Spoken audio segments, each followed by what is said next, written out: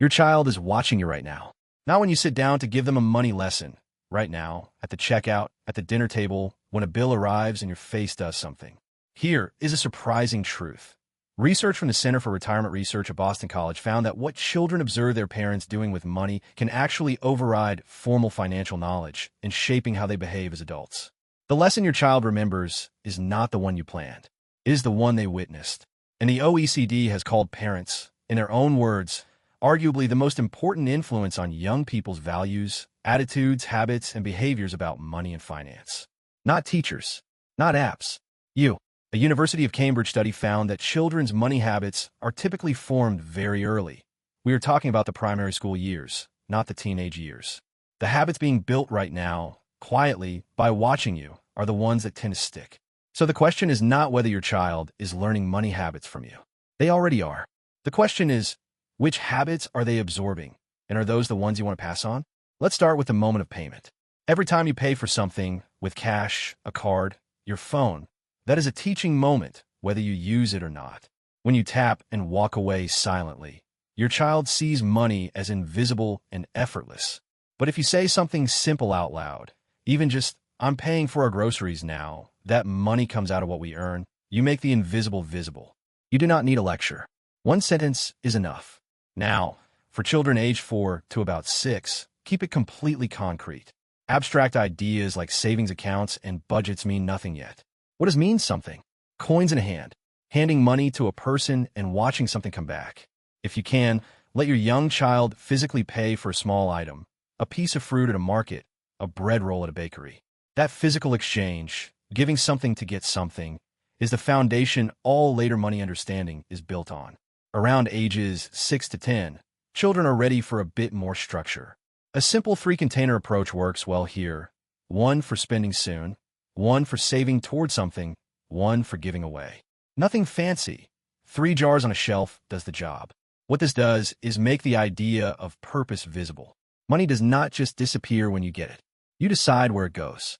That decision, made with their own hands on their own small amount, is worth more than 100 explanations. Research published in the Journal of Consumer Affairs found that young adults who had savings accounts in their own names as children are twice as likely to have savings accounts as adults. Twice. The habit of having a place to save matters enormously. Now here is one of the most powerful things you model, and most parents do not realize they are doing it. Your reaction to prices. When something costs more than you expected, what does your face do? What do you say? If you gasp, groan, or say something like, "We can never afford anything," your child files that away as a belief about the world. If instead you say, calmly, "That's more than I want to spend. Let's look for a better option," you model problem solving instead of anxiety.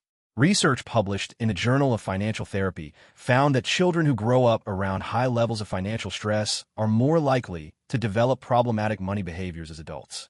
This does not mean you need to pretend everything is perfect. It means how you frame difficulty matters. There's a big difference between a child overhearing fearful, unresolved money arguments and a child hearing a parent say, calmly, "We're being careful with money this month so we can pay for something important." One creates anxiety. The other teaches prioritization. Delayed gratification is another habit your child absorbs by watching you, not by being told about it. The next time you want something non-essential, pause visibly. Say out loud, "I like this, but I'm going to wait a few days and decide." Then actually wait. That one moment, witnessed by your child, teaches more about impulse control than any conversation about impulse control ever could. You are not lecturing. You are demonstrating. For children aged 10 to 14, something powerful becomes possible. You can start involving them in real decisions. Not pretend ones, real ones. Comparing 2 options on a family outing. Checking prices on a grocery run. Choosing between needs and wants when the budget is tight. OECD PISA data from 2022 found that young people who make autonomous decisions about how to spend their own money and who discuss money matters with their parents show higher levels of financial literacy. Involvement is the mechanism. It is not enough to tell them. You have to include them. A study from Brigham Young University, published in the Journal of Family Issues, found something that surprised even researchers. Children who learn healthy money management habits from their parents go on to have more fulfilling relationships as young adults. Money habits ripple into every corner of life. And the research is clear on one more thing. It is not one big money talk that shaped your child. It is the small, frequent, ordinary conversations, calm and consistent over years, that build the strongest foundation. You do not need a special occasion. You need Tuesday. So before we finish, here is the single most useful thing you can do. Examine your own visible money behaviors. Not what you say, what you do. How do you respond when something is more expensive than expected? Do you say you will save and then save?